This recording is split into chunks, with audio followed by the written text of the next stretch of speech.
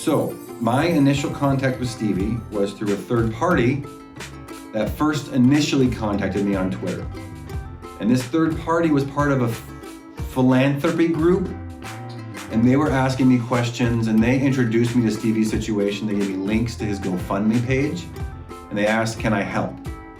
And my initial response was, yes, fly him to me, and I'll help him.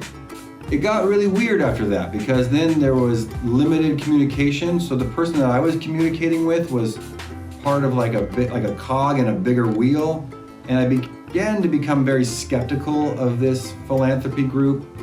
And what eventually happened is they just kind of disappeared.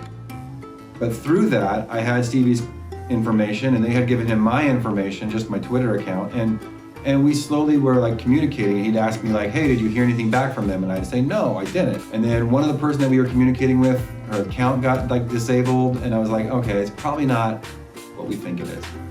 And then it was silent for the longest time. And my advice to Stevie was what I tell most people who ask me for help on Twitter is listen to the podcast, subscribe to the podcast, support us in that way. And eventually we are going to try to build something so large that we get it to you, wherever you are.